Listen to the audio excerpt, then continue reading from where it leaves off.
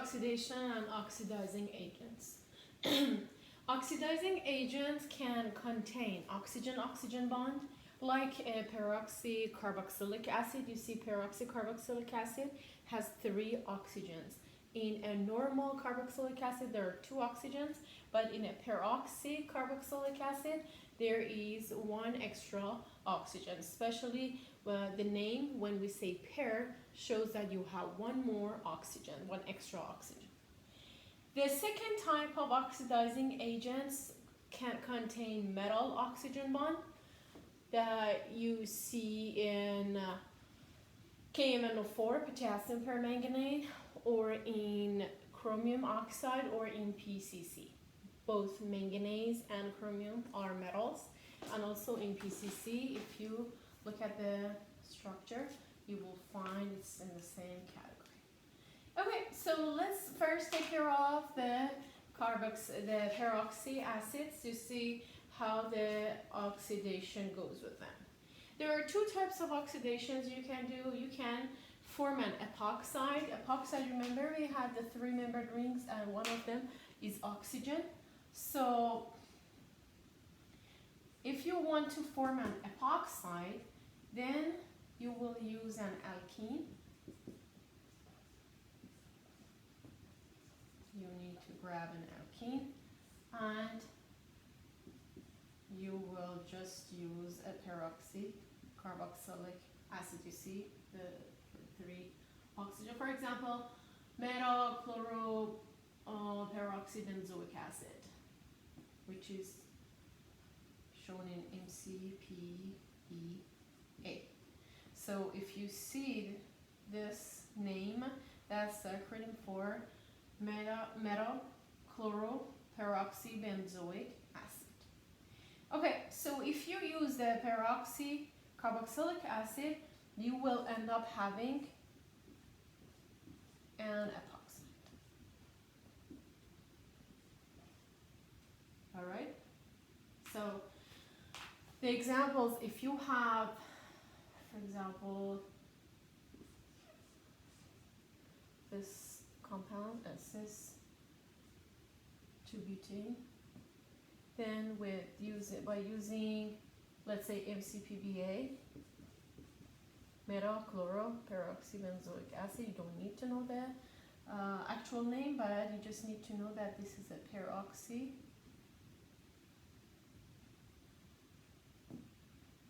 acid, carboxylic acid. So learn it as an oxidizing agent. Alright, so what happens is that between the carbons of double bond, there should be a ring formed for epoxide. So everything else remains the same. You will just end up having an epoxide, and of course the hydrogens or whatever other groups you have are on the other side, because you have the hydrogens here. Same hydrogens. Or if you have a cyclic compound, it's the same, but you have an epoxide ring on top of the compound. You don't need to know the mechanism, so you just learn how to form the epoxide. That's all. So you have the cyclohexane and you have a metal. What else you have? You have an epoxide ring on double bond, and double bond disappears. So that's as far as when we want epoxide, we just need to use a peroxycarboxylic acid. There is a second type of oxidation using peroxycarboxylic acid, and we finish it with water. So we call it dihydroxylation. Hydroxyl group is OH. Di means 2. So you are going to create 2 OH groups on the compound. Let's see how it works. Let's say you have cyclohexene.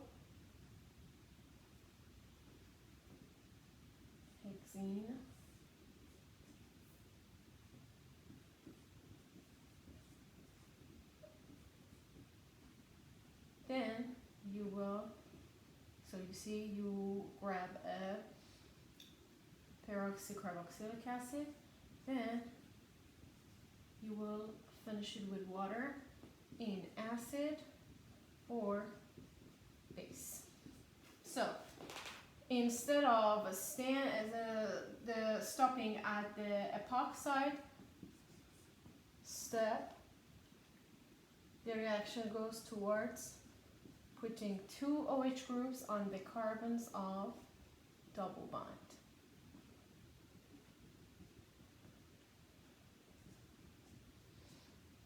So you will end up having a we call it a diol. If you had one OH, it would be an alcohol, an ol. The ending of alcohols ends in ol, right? And now, since you have two OH groups, you call it a diol. So one of the OH groups sits on the wedge, another one on the dash, or vice versa, right? Especially if there is a difference between the two carbons as far as, let's say, one of them has a methyl group, so that would make a difference. So let's say maybe OH on this carbon sits on the dash, and here it sits on the wedge. So this way you will have a trans diol, and normally you have mixture of enantiomers. So if in a question you are supposed to show the products, if you have such a reaction, you need to show both of the enantiomers. Let's say you have a CH3 here, so it makes a difference here, right? So you definitely need to show the different enantiomers.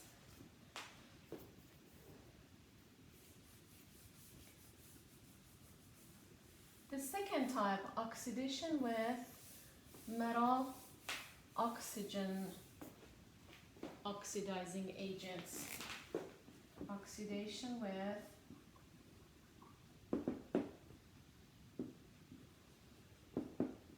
metal oxidizing agent. By the way, this list is longer. You can also add osmanium tetroxide. So you have some more oxidizing agents. So let's see how it works. Let's say we have the same cyclohexene with KMNO4. You need to add water in basic solution. This way you will form a diol, again, dihydroxylation, but you will end up having a cis diol. In this case, you call it cis 1 and 2, or let's say cis cyclohexane 1 and 2 diol. So the difference between using peroxycarboxylic acid and using a metal-containing oxidizing agent is in trans diol for peroxycarboxylic acid, but formation of cis diol for KMNO4. Or if you have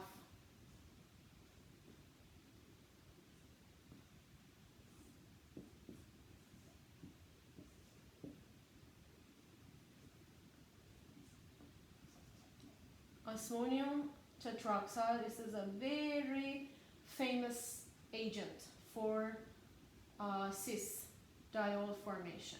And you finish it, you definitely need to finish it with NaHSO3 and water. Don't forget this is a two-step reaction. Then you end up having another cis diol. Cis cyclohexane 1 and 2 diol. So your job at this point is to learn the oxidizing agents and which type of product they form. Which one forms cis diol, which one forms trans diol.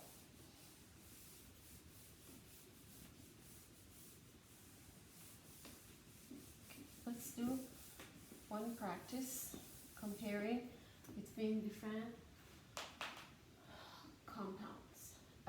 Let's work on trans-2-butene.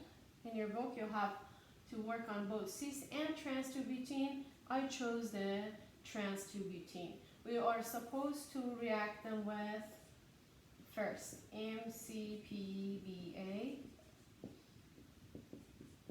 H2O in acidic solution. Then we're supposed to react them with KMnO4, H2O in basic solution, and then with NMO. NMO is the abbreviation for NaHSO3 in water. Okay, so let's write the facts about each of these. This one will form a trans diol, right? It's a peroxycarboxylic acid, so it should form a trans diol. These two each will form a cis diol. So if we have trans diol, where? On carbons of double bond. So if we have a trans diol in this case, you will have trans diol, right? And you have the hydrogens here. That's trans diol. Feel free to name it.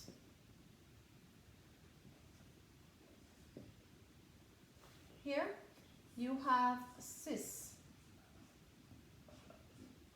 So cis diol means both of them are on wedge and hydrogens are on dash. The same story for this oxidizing agent. So the key to succeed these types of questions is to know what type of diol each of these reagents are going to form. Okay. Now we know two types of oxidizing agents. There are some other forms of oxidation. We will work on oxidative cleavage of alkenes and alkynes. And at the end, we work on oxidation of alcohols. So, the good thing is that you don't see any mechanism. So, forget about the mechanisms and focus on the final product. Oxidative cleavage of alkenes is the first thing we are learning now. Let's say you have this alkene.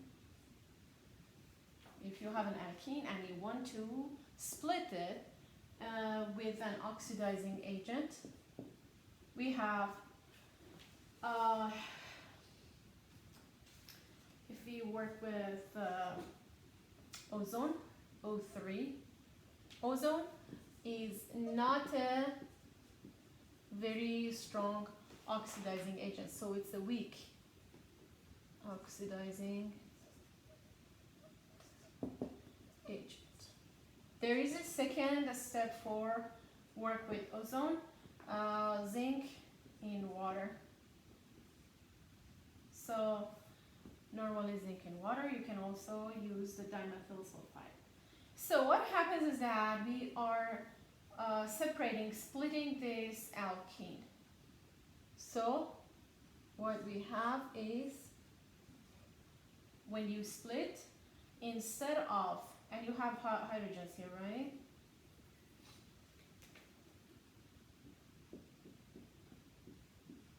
If you split, instead of the location of double bond between the two carbons, you need to put an oxygen on each side. And you also have this side, right? Correct? So you split it, instead of we are oxidizing, we're adding oxygen. So instead of carbon bond, you have oxygen sitting here. So because the carbons of double bond, they had hydrogens, you will end up having aldehydes, 2 aldehydes. And it was a perfectly symmetrical alkene. That's why we have two same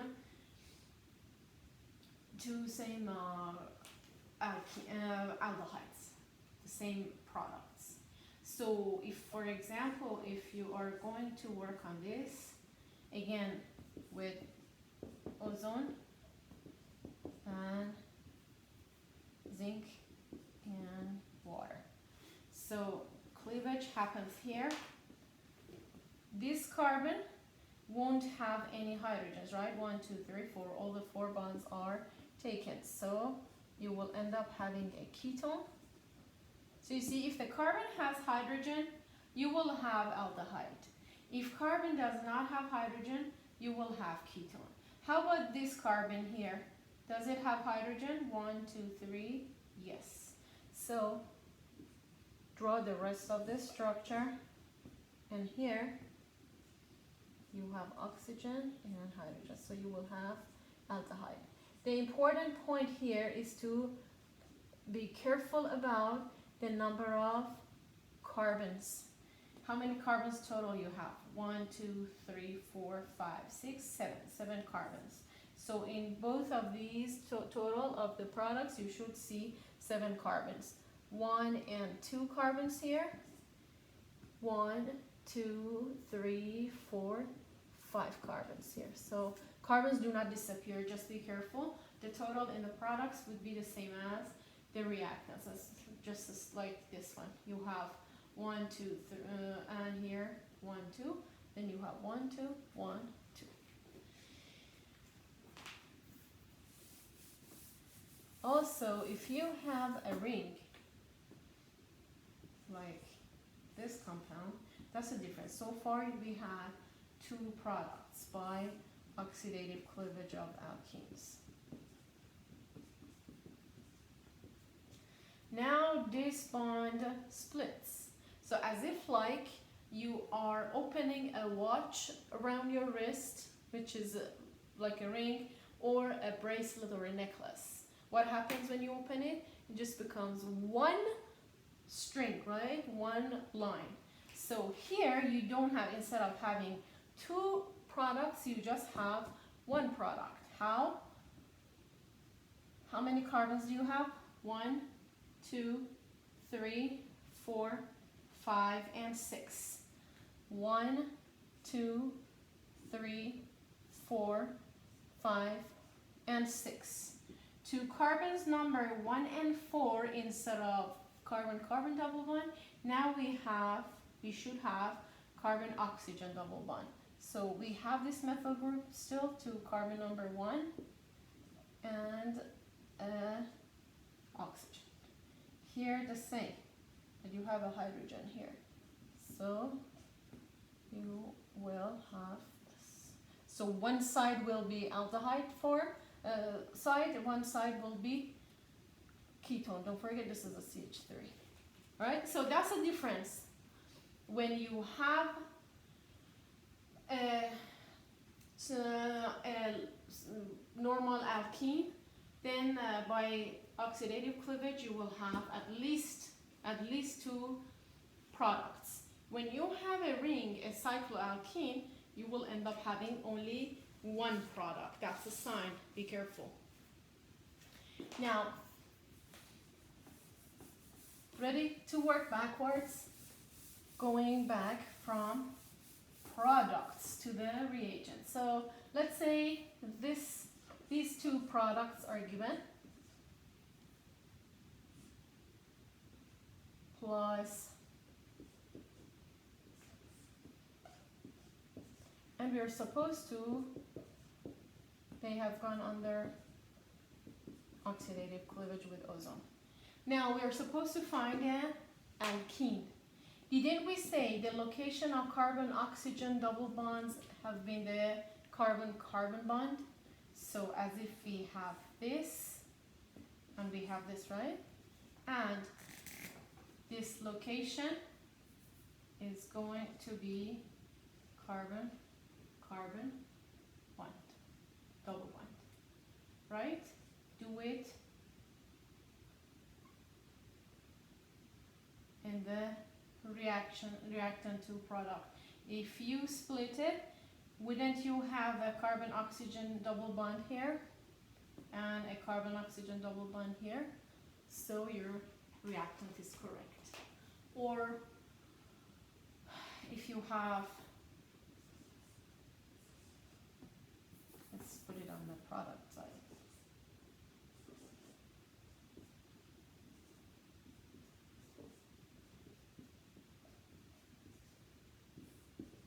Again, ozone and zinc and water. You need to know the reagents.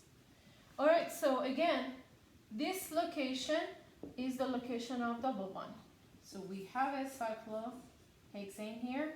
This is going to be the location of double bond. We have 1 and 2 carbons, and here we have a hydrogen. If you see only this product, means you had a symmetrical alkene.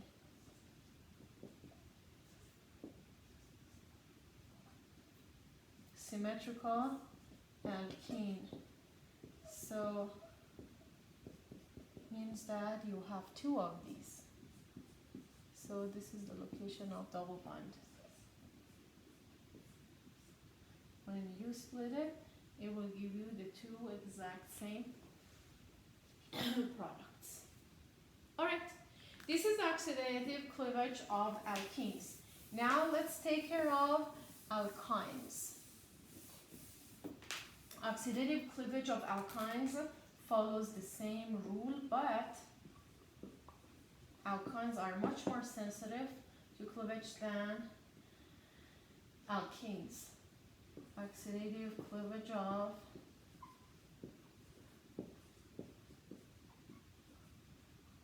alkynes. So,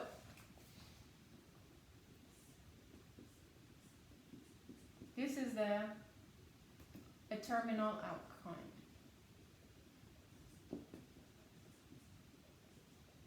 You have 2 carbons here, right? So,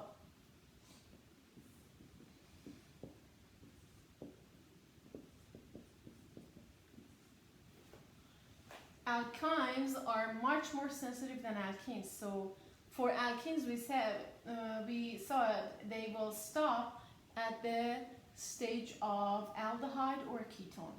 For alkynes, when they split, they change completely to carboxylic acid. You remember at the beginning of this chapter we said carboxylic acids are very oxidized form of a molecule. So here on this side that carbon is not connected to hydrogen, you will end up having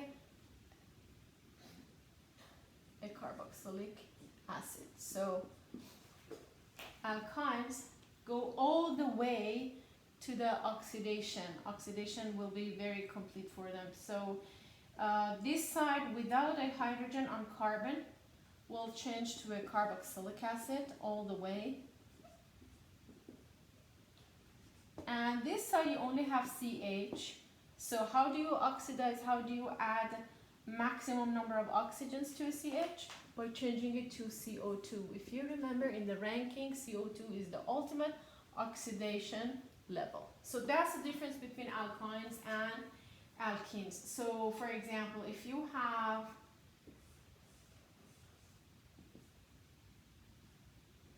CO2, whenever you have CO2 means you had a terminal alkyne. One side is just CH. So CO2 forms from CH. That's the sign. Alright, let's cleave it.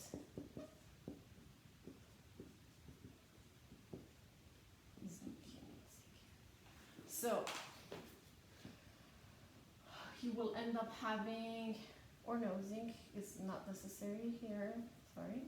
So here you will have, how many carbons do you have on this side? 1, 2, and 3. Don't forget you have 2 carbons here. So a 3 carbon, 1, 2, 3. The rest is going to be OH, carboxylic acid. None of these carbons has hydrogen, so don't worry about carbon dioxide. Plus 1, 2, 3, and 4. 1, 2, 3, and 4. The rest is OH. So just be careful about carbons. 1, 2, 3, 4 here. 1, 2, 3 here. So you have 3 carbon and 4 carbon. You must keep the same number of carbons. If not, then you have made a mistake somewhere.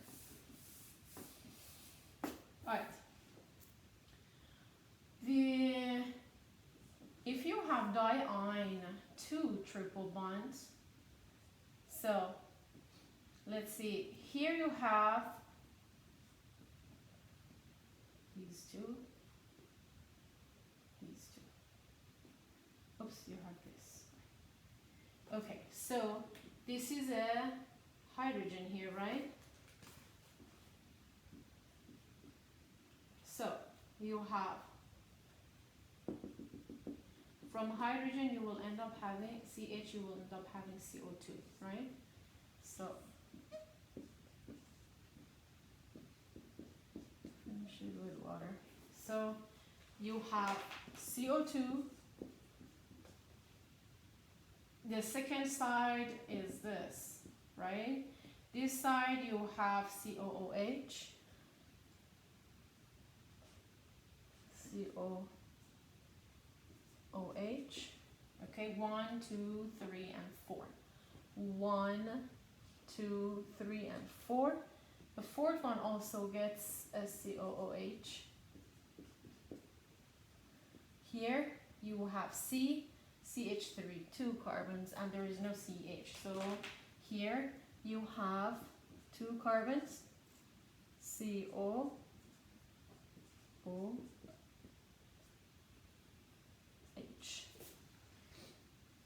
Okay, so 1 carbon, 1 carbon. 1, 2, 3, 4. 1, 2, 3, 4. And then 1 and 2. 1 and 2. So you kept the same number of carbons. Now, if we go the opposite, going from product to reactant, let's say you have these as your products. 1, 2, 3, 9, and 10. Plus this 1, 2, 3, 4, 5, 6, 7, 8, 9, and 10.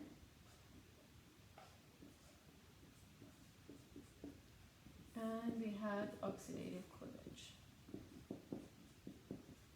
So CO2 means 1 carbon, means you had CH, terminal, alkyne. So first of all, you have a terminal alkyne, means triple bond is at the end of molecule. Okay, so you took care of this. This carbon is this carbon. This carbon is this. And then add 10 more. 1, 2, 3, 4, 5, 6, 7, 8, 9, and 10. Okay? If you have only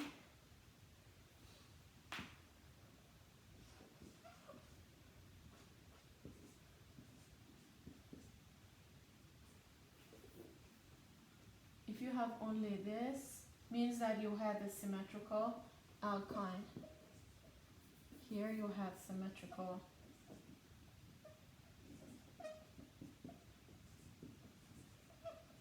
alkyne.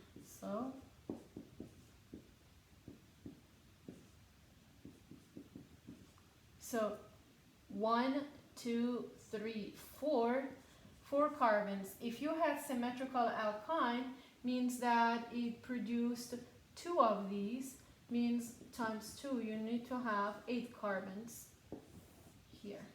8 carbons. 4 carbons plus another 4 carbon, the same structure, right? So 8 carbons. You will have 1, 2, 3. Don't forget you have 1, 2, 3, 4. A methyl group on this. What happens here? At 4, you have a triple bond. 1, 2, 3, 4. 1, 2, 3, 4. And then 5, 6, 7, and 8. 1, 2, 3, 4, 5, 6, 7, 8. Okay, we have more.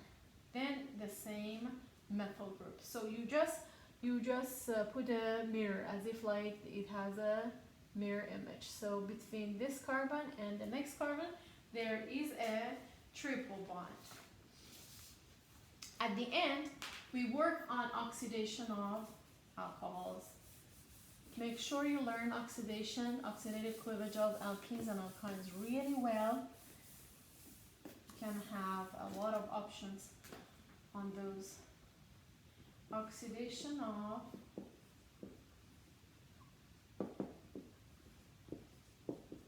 alcohols. So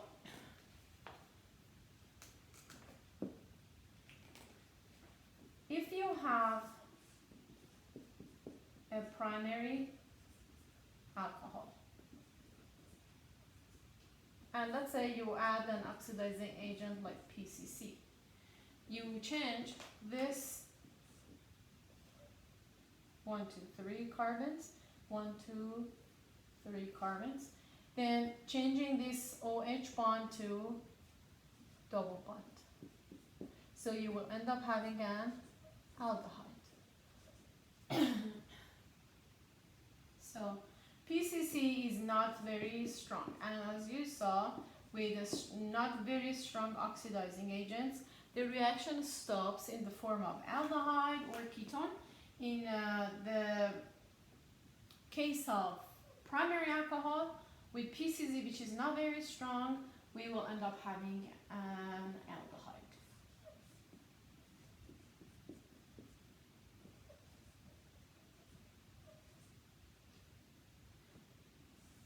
If you use a strong oxidizing agent like CrO3 or anything with Cr or KMnO4 also, they are very strong. And then you finish it with acid and water. Then 1, 2, 3, 1, 2, 3, still be careful about number of carbons. So when you have a strong oxidizing agent, it goes all the way to carboxylic acid, because carboxylic acids are more oxidized forms. Okay? So when you don't have very strong with primary alcohol, you will end up having an aldehyde. If you use a strong oxidizing agent with the primary alcohol, you will end up having carboxylic acid. But if you have a secondary alcohol, like this, whether you use PCC or you use a strong oxidizing agent, their molecule cannot change to anything but just a ketone, because there is no hydrogen on the carbon carries OH. The difference is that the carbons here carry hydrogen, so they can change to aldehyde or carboxylic acid. And how about tertiary alcohols? Tertiary alcohols, they cannot go over undergo any reactions, because you cannot violate the octet on carbon. So if a tertiary alcohol is given, don't be fooled. Just say no reaction. Okay, so at the end of this part, we work on 2 exercises. First of all, what type of alcohol is it? We need to determine the type of alcohol. Primary alcohol, and PCC is not as strong. So when you have primary alcohol with not a very strong oxidizing agent, you should expect an aldehyde only. How many carbons? When 1, 2, 3, 4, and 5. 1, 2, 3, 4, 5. So we stop at aldehyde level. If you work on, let's say,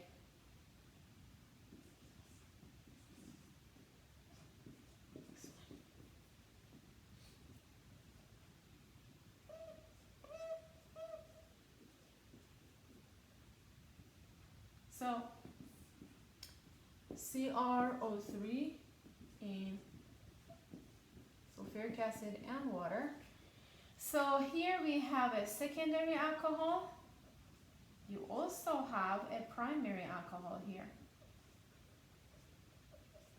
So what would be the change of secondary alcohol with a strong oxidizing agent? We said oxidizing agent, type of oxidizing agent doesn't make any difference on secondary alcohol. Anyway, it changes to ketone. We had this from before, oxidizing agent and, wait a minute.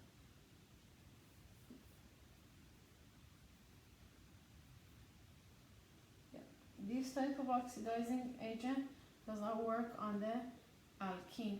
So yeah, it does work on the alkene, sorry. 1, 2, here also we have, what do we have?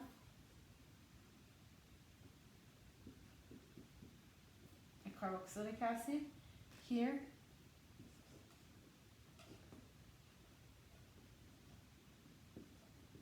And a carboxylic acid. And here on this side, we have another carboxylic acid. All right, make sure you have enough practice.